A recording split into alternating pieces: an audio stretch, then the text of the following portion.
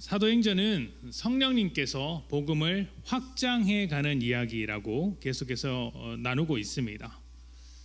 이 이야기는 성령님께서 복음을 확장시켜 가는 이 이야기는 사실 예수님의 약속으로부터 시작되었다라고도 할 수 있죠. 우리가 잘 알고 있는 말씀 사도행전 1장 8절에는 어떻게 되어 있습니까? 오직 성령이 너희에게 임하시면 너희가 권능을 받고 예루살렘과 온 유대와 사마리아와 땅끝까지 이르러 내 증인이 되리라 라고 말씀을 하셨습니다. 이것이 예수님의 약속이었고 사도행전은 이 약속대로 성령님이 오신 뒤의 이야기들, 그리고 이 약속, 예수님의 약속이 어떻게 성취되는지를 보여주는 과정이라고 할 수 있습니다. 성경을 구약과 신약으로 나누면서 구약은 오래된 약속, 신약은 새로운 약속이라고 부르게 되죠. 성경은 하나님의 약속이 어떻게 이루어지는 책입니다.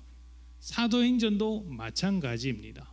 넓게 보면 하나님께서 우리에게 하신 약속, 그리고 사도행전을 보면 예수님께서 우리에게 하신 그 약속이 어떻게 이루어지는지를 잘 보여주고 있는데, 그래서 우리는 이 약속을 따라서 사도행전을 성령, 권능, 증인, 땅끝 이렇게 네 가지 과정, 네 개의 구조로 읽고 있습니다. 우리가 지금 읽은 말씀은 13장입니다.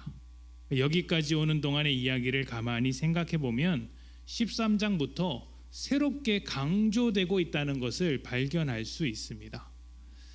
1장에 예수님의 약속이 있었고 2장에는 그 약속에 따라서 성령님이 오십니다. 그리고 그때로부터 성령님의 일하심이 곳곳에서 나타나게 되는데 12장까지의 내용을 가만히 보면 사람의 계획보다 성령님의 주도하심이 두드러지게 나타나게 됩니다. 예를 들면 예루살렘에 있던 제자들이 예루살렘 밖으로 확장하게 된 것은 박해를 받았기 때문입니다.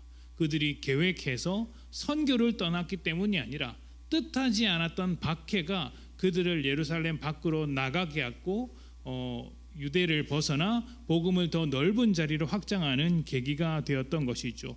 계획하지 않았던 일이었습니다. 또 더 넓은 이방인의 지역, 예를 들면 고넬료의 집안이나 아니면 안디옥 교회에 복음이 전해진 것도 사도들이 그 복음을 들고 나아가서 교회를 세운 것이 아니라 사도들이 알지 못할 때에 교회들이 세워졌고 나중에 찾아가서 그곳에도 복음이 전해졌다는 것을 확인했던 것입니다. 뿐만 아니라 바울이 변화된 일이나 베드로가 환상을 본 것도, 이방인에게 마음을 열게 된 것도 어떤 그들이 계획해서 그들이 열심히 학식을 쌓아서 뭔가 새로운 일을 발견해서 이루어진 것이 아니라 성령님께서 주도하셔서 그렇게 역사를 이끌어 가신 결과라고 할 수 있는 것이죠. 그래서 12장까지의 역할을 가만히 보면 분명히 사람이 뭔가를 하고 있는데 그렇다고 그 사람이 대단한 역할을 하고 있는 것처럼 보이지는 않습니다. 굉장히 수동적인 역할을 하고 있고 성령께서 주도하고 계시는 것이죠. 자, 그런데 13장이 되면 분위기가 좀 달라집니다. 이제부터는, 지금까지는 성령님께서 주도하는 시간이었다면 13장부터는 증인들의 시간이 시작됩니다. 왜 그럴까요? 지금까지는 성령님께서 주도하셔서 이방을 향한 길을 열었다면 이제부터는 성령님께서 여신 그 길을 증인들이 적극적으로 걸어가기 시작했기 때문입니다. 그것이 13장부터 나타나는 바울의 전도 여행입니다. 오늘 말씀은 바울의 총 3번에 걸친 전도 여행 중 첫 번째 여행, 그리고 첫 번째 전도 지역이었습니다. 성령님의 부르심을 따라 안디옥 교회는 바나바와 바울을 파송하게 됩니다. 그리고 파송할 때 가장 먼저 구브로라는 지역, 지금으로는 키프로스 섬을 이제 전도지로 파송하게 되는데 그 지역을 잘 알고 있었던 요한, 그러니까 요한은 지금 전도팀에 있던 바나바의 친척이죠. 그를 수행원으로 붙여서 보내게 됩니다. 안디옥에서 출발해서 실루기아를 지나서 키프로스, 구브로 섬의 살라미 항구에 도착합니다. 그리고 그 섬을 동쪽에서부터 서쪽으로 횡단해서 성경에는 바보라고 이야기하는데 파포스라는 지역에 도착하게 됩니다. 살라미는 동쪽의 항구 도시였고 이 바보는 서쪽에 있는 행정 도시였습니다. 로마의 속국이었기 때문에 그와 관련된 모든 행정이 이곳에서 이루어졌고 키프로스 섬, 구브로 섬은 전체를 다스리는 총독도 바로 이 지역, 바보 지역에 있었습니다. 그래서 이곳에 도착한 바울 일행에게 새롭게 복음을 전할 기회가 열리게 되는데 놀랍게도 그 지역을 다스리는 총독 앞에서 복음을 전할 기회를 얻게 되는 것이죠. 바울이 먼저 그 총독에게 찾아가서 우리가 당신에게 복음을 전하겠다 말한 것은 아니었습니다. 어떤 경로로 바울 일행에 대한 소식을 들었는지는 알 수 없지만 총독이 먼저 바나바와 바울을 불러서 하나님의 말씀을 듣고자 했습니다. 이 총독의 이름이 이제 서기오 바울이라고 하는데 바울과 이름이 똑같죠. 바울 일행이 먼저 복음을 전하러 들어간 것이 아니라 총독이 먼저 복음에 대한 관심을 가지고 불러서 복음을 들으려고 했다는 것은 여전히 성령님께서 이방인을 향해 꾸준히 복음의 문을 열고 계시다는 또 다른 증거가 됩니다. 자, 그런데 이렇게 문을 열어주시는 가운데에도 모든 것이 순탄했던 것은 아닙니다. 여러분 한번 생각해 보십시오. 성령님의 부르심을 받아서 처음 파송했습니다. 첫 선교지였습니다. 그리고 성령께서 문을 열어주셔서 총독에게 복음을 전하려고 하는 그 순간이었습니다. 모든 것이 순탄하게 되어도 부족할 판에 방해꾼이 등장하게 되었습니다. 여러분, 처음 하는 일이 술술 풀려야 앞으로도 잘 될 것이라고 기대하지 않겠습니까? 근데 처음 복음을 전하는 그 순간부터 방해꾼이 등장하게 됩니다. 속상하죠? 그럼에도 성령님께서는 이것을 아주 지혜롭게 놀랍게 풀어가십니다. 방해꾼으로 등장하는 사람은 마술사 바예수라는 사람입니다. 성경에서 바라는 뜻은 아들이라는 뜻이에요. 바나바도 위로의 아들이라는 이름을 가지고 있죠. 바예수라는 것은 이제 예수의 아들이라고 합니다. 예수님과 또 이름이 똑같아요. 예수는 성경에서 여호수아이기도 합니다. 이 당시에는 굉장히 흔한 이름이었어요. 우리로 따지면 철수, 영희 뭐 이런 이름과도 비슷합니다.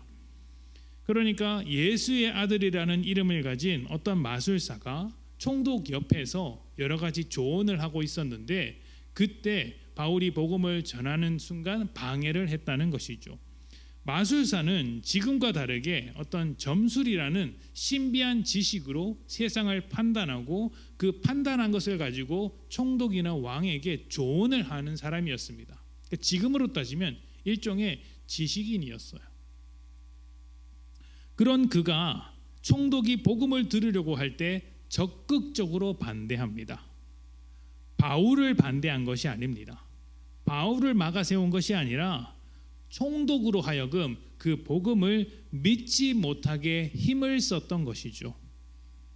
바예수는 복음을 반대한 것이지 바울을 반대한 것이 아닙니다. 그렇다면 왜 복음을 반대했을까요? 여기에는 통치의 충돌, 나라와 나라의 충돌, 다스림과 다스림의 충돌이 숨어 있습니다. 우리 10절 말씀을 다시 한번 읽어보겠습니다. 10절입니다. 자, 시작. 이르되 모든 거짓과 악행이 가득한 자요 마귀의 자식이요 모든 의의 원수여 주의 바른 길을 굽게 하기를 그치지 아니하겠느냐. 아멘. 이 정도 하면 굉장히 거친 욕설이죠. 굉장히 강하게 비판을 하면서 그 이유를 뭐라고 하냐면 주의 바른 길을 굽게 하기를 그쳐라 라고 하고 있습니다. 총독은 황제로부터 그 지역을 다스리도록 모든 권한을 받은 사람입니다. 그는 황제의 길을 따라가면서 황제의 심기가 불편하지 않도록 그 지역을 관리해야 했습니다. 그런데 바울은 복음을 전하면서 주의 바른 길을 전했습니다.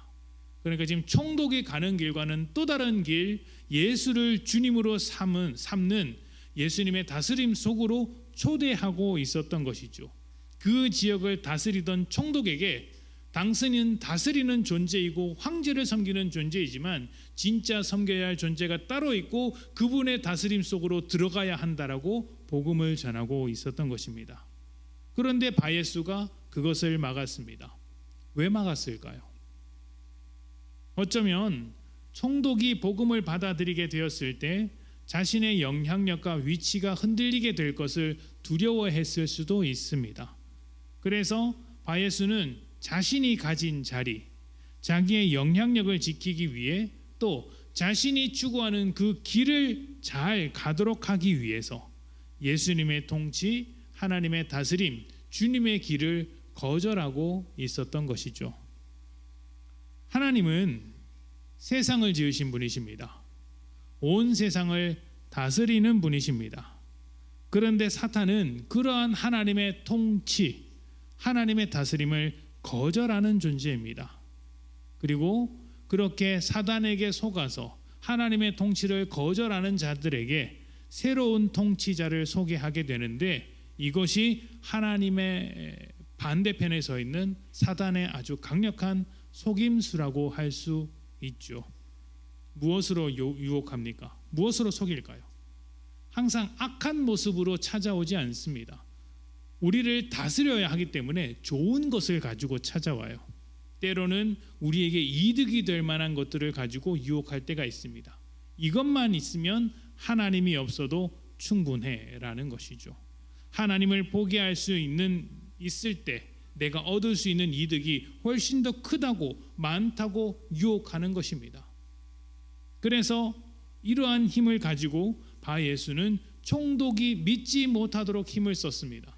하나님을 따르는 것보다 주의 길을 가는 것보다 여전히 가고 있던 길, 나와 함께 걸어가는 이 황제의 길을 따라가는 것이 우리에게는 훨씬 더 좋습니다라고 하면서 주의 길을 걷지 못하도록 복음이 그 안에 들리지 않도록 방해했던 것이죠. 우리가 전하는 복음은 이런 면에서 세상과 굉장히 강하게 충돌합니다. 복음은 단순히 위로를 주는 메시지가 아니라 예수가 주님이시다라는 선언입니다. 우리가 세상에서 이 복음으로 위로를 받을 수 있는 것도 세상을 쫓아 살아갈 때에 답을 얻지 못했던 인생이 예수 안에서 답을 얻고 예수님과 함께 동행하는 인생이 되었기 때문에 위로를 얻는 것이지 단순히 잘해라 잘해라 위로를 얻는 것과는 좀 다르다는 것이죠.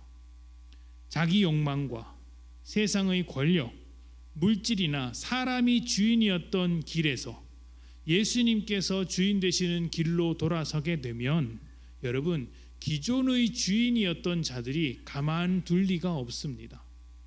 나를 다스리고 있던 것들이 있는데 예수님께서 들어오셔서 나를 다스리려고 하신다면 기존의 주인 되었던 것들이 가만히 있을 리가 없습니다. 빼앗기지 않으려고 하겠죠. 여기서 충돌이 일어나는 것입니다. 그리고 이 충돌을 우리는 이전에 영적 전쟁이라 부른다라고 말씀을 드렸습니다. 영적 전쟁이라는 것은 믿음으로 하는 전쟁이죠. 이것은 세상에서 내가 어떤 일을 하느냐와는 크게 이제 좀 구별되어야 합니다. 사람에 대한 것이나 어떤 집단이나 세력에 관한 것이 아닙니다. 이것은 혈과 육에 관한 것이 아니라 공중 권세에 대한 것입니다. 이 권세란 다스리는 능력이거든요. 누구의 다스림을 받느냐의 싸움이라는 것이죠. 이 전쟁에서 우리는 승리해야 합니다. 전쟁은 단순히 이기고 지는 싸움이 아니라 죽고 사는 싸움이기 때문에 반드시 이겨야 합니다. 그래서 성경이 이 사단의 통치 아래서 살아가는 것, 하나님의 통치 아래서 살아가는 것을 전쟁처럼 비유한 것을 우리는 눈여겨볼 필요가 있습니다. 기존의 주인들을 몰아내고 예수님을 주인으로 삼는 것을 전쟁이라고 하는데 우리는 이 전쟁에서 어떻게 이길 수 있을까요? 세상이 하는 것처럼 더 많은 힘을 가지고 더 큰 세력이 되면 이길 수 있겠습니까? 바 예수처럼 누군가에게 영향력을 줄 수 있다면 그렇게 이겨낼 수 있겠습니까? 그래서 더 큰 힘과 영향력을 가지고 상대방을 굴복시키면 되겠습니까? 아닙니다. 여러분 한번 생각해 보십시오. 힘과 힘으로 싸우는 것은 결국 세상과 같아지는 것입니다. 이것은 어쩌면 세상이 바라는 일일지도 모릅니다. 큰 힘을 가지고 싸우게 되면 여러분 나중에는 더 큰 힘을 만나게 됩니다. 큰 힘을 만나서 더 큰 힘을 만나게 되면 그 힘을 이기기 위해서 또 큰 힘을 원하게 되죠. 그러면 우리는 점점 더 큰 힘을 추구하게 되는데 결국에는 힘에 대한 욕망으로 흘러가게 됩니다. 그 힘이 어디로부터 오는지는 또 다르겠죠. 사람으로부터 올 수도 있고 집단으로부터 올 수도 있고 이념이나 물질로부터 올 수도 있습니다. 더 큰 것, 더 큰 것을 원하게 되면 결국에는 욕망으로 빠져들게 됩니다.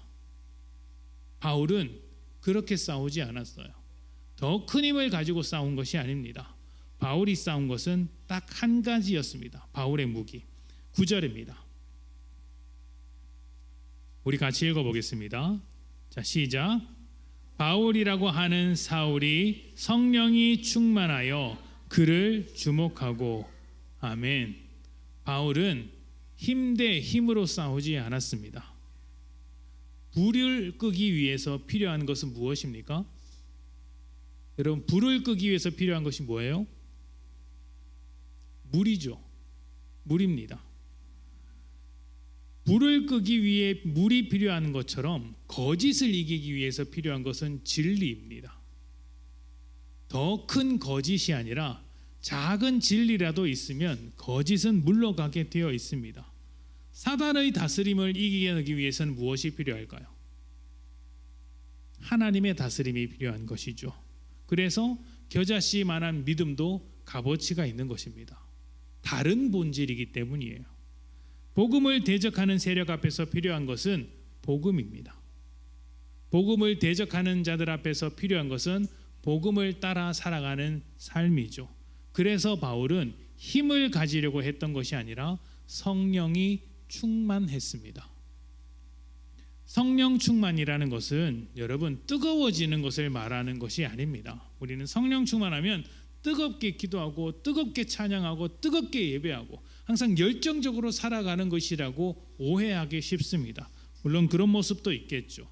그런데 성령 충만은 그렇지 않습니다. 성령 충만은 자기 안에 있는 죄성, 욕망을 향한 고집과 자기 중심성을 포기하고 나의 주인 되신 예수님의 다스림으로 가득해지는 것을 이야기합니다. 주님의 다스림이 내 안에 가득해지는 것, 그렇게 살아가니 성령님의 도우심을 따라서 예수님의 다스림 속에서 살아가다 보니 어떻게 됩니까? 때로는 뜨겁게도 생활하고 때로는 열정적으로 어떤 일을 하기도 하고 때로는 차분히 자신을 돌아보기도 합니다. 또 때로는 가슴을 치며 눈물을 흘리기도 하죠. 때로는 기쁨 가운데 여러 사람과 잘 지내는 모습으로 나타낼 수 있습니다.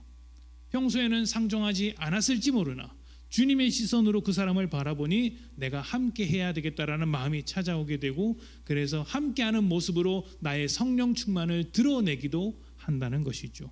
중요한 것은 이 모든 것이 어디에 초점 맞춰져 있습니까? 내 삶의 주권이 나에게 있는 것이 아니라 내가 원하는 대로가 아니라 예수님께 있음을 고백하고 예수님께서 원하는 대로 살아가는 것입니다. 그것이 성령 충만한 삶의 모습이라고 할 수 있어요. 이렇게 성령 충만한 삶, 하나님께 주권을 두고 예수님의 다스림 안에서 살아가는 삶을 살아가는 사람은 그러한 삶을 살아가게 되면 우리는 특별한 능력을 갖게 됩니다. 그리고 그 능력으로 거짓된 자들, 대적자들, 복음의 대적자들과 싸우게 되는데 이 능력이 무엇일까요? 성령님이 우리에게 오시면 우리가 어떤 능력을 받습니까? 성령님이 우리에게 오시면 권능을 받죠. 그 권능이 무엇이라고 이야기했습니까? 아실 텐데 말씀이라고 말하지 않았습니까? 하나님의 말씀을 전할 수 있고 하나님의 말씀을 듣고 깨닫는 그 능력이 우리에게 생긴다라고 이야기했습니다. 말씀의 능력이죠. 복음의 능력이 성령 충만한 사람에게 있습니다. 그래서 바울이 복음을 방해하는 바 예수에게 이렇게 이야기하는 거예요. 10절에 보듯이 모두 거짓과 악행이 가득한 자요 마귀의 자식이요 모든 의의 원수요 주의 바른 길을 굽게 하기를 그치지 아니하겠느냐. 이 말은 지금 바 예수 네가 하는 행동이 틀렸다. 하나님의 다스림을 막을 뿐만 아니라 사람에게 이로울 것이 하나도 없다. 너는 진리를 말하는 것이 아니라 거짓을 말하고 있다 라고 이야기하고 있습니다. 네가 가진 그 지식은 오히려 사람을 망하게 한다라는 것이죠. 바울이 어떤 능력을 가졌습니까? 분별하는 능력을 가진 거예요. 진리를 가지고 있으니 거짓을 분별하는 능력을 가지게 되었습니다. 하나님의 다스림 속에 있으니 세상의 다스림을 분별하는 능력을 가지게 되었습니다. 예수님을 주인으로 삼으니 세상의 다른 것을 주인으로 삼는 것들에 대한 분별하는 능력이 생긴 것이죠. 마술사라는 그 위치, 그 어떤 지식이라는 그 어떤 그 껍데기에 속지 않고 그 속에 담겨 있는 거짓을 분별해낼 수 있었던 것입니다. 여러분이 분별하는 능력은 매우 중요합니다. 우리가 살아가는 이 세상은 우리를 다스리려고 하는 것들로 가득합니다. 그리고 우리 속에 있는 죄성은 언제나 우리를 흔들어댈 때가 많습니다. 주님으로부터 멀어지게 하고 또 나를 중심으로 살게 하고, 그래서 때로는 무엇이 옳은지 무엇이 선한지 무엇이 우리를 더 이롭게 하는지 진정으로 주님 안에서 살아가는 것이 무엇인지 혼란스럽게 만들 때가 많습니다.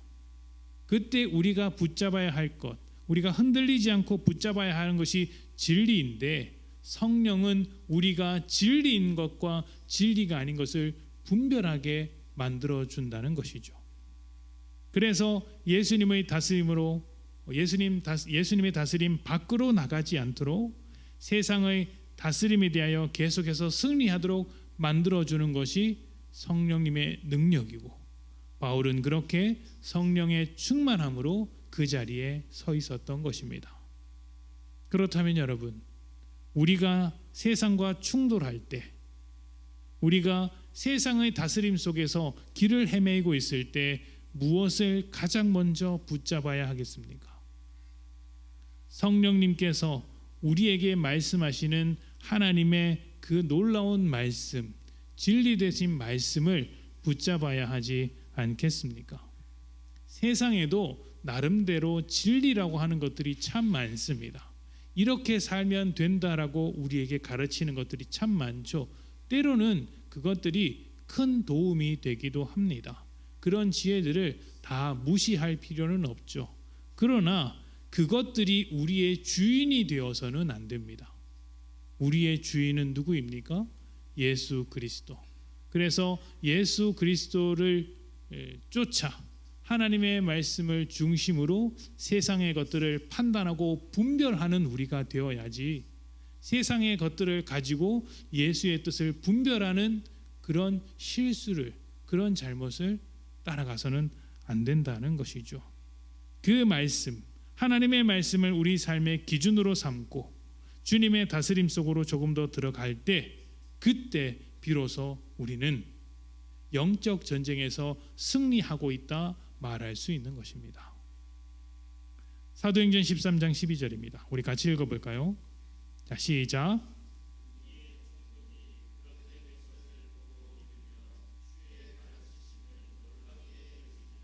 아멘.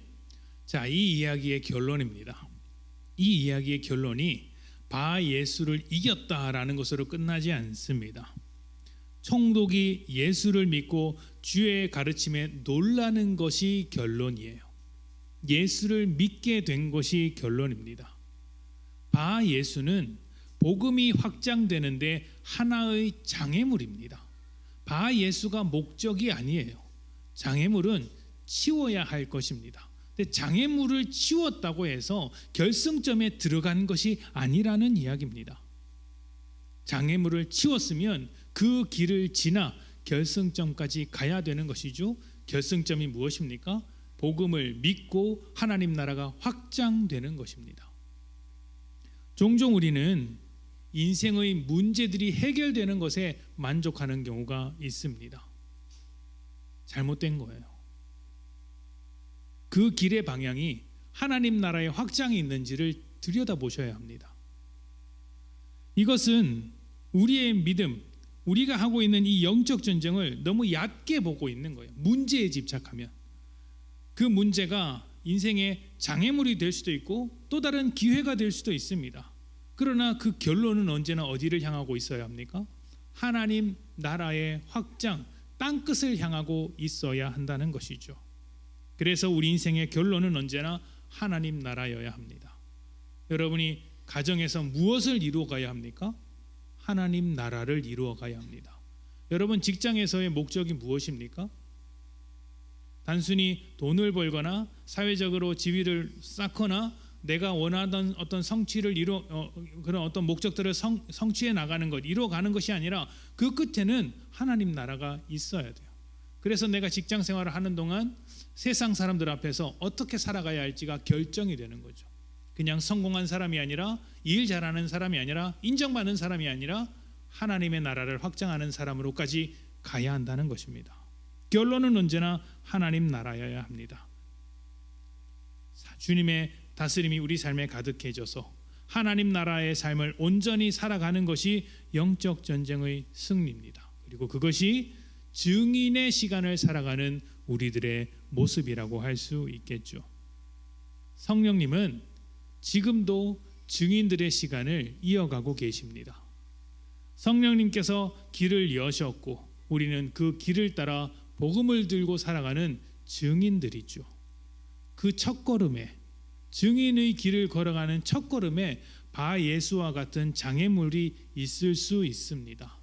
녹록지 않은 세상과의 충돌과 여러 가지 문제점들이 있을 수 있겠죠. 그리고 그 충돌로 인해서, 문제들로 인해서 흔들리기도 하고 넘어지기도 할 것입니다. 그때 우리에게 필요한 것이 무엇일까요? 더 큰 힘이 있으면 해결될 것 같지만 아닙니다. 우리에게 필요한 것은 성령 충만이라는 것이죠. 성령님의 인도하심을 따라 예수님을 주인으로 삼고 그 다스림 안에서 살아가며 무엇이 주님의 바른 길인지를 분별하면서 살아갈 때 우리는 세상 가운데서 하나님의 나라를 이루어갈 수 있는 것입니다. 여러분은 어떤 존재로 살아가고 싶으십니까? 또 어떤 길을 걷고 계십니까? 여러분은 주님과 함께하는 길을 걷고 있으며 주님의 다스림 안에서 살고 계십니까? 우리 모두 성령 충만하여 주님의 바른 길을 걸어가시기를 축복합니다. 그리하여서 우리의 삶이 하나님께서 다스리시는 그런 복된 하나님 나라가 되기를 소망합니다. 함께 기도하겠습니다.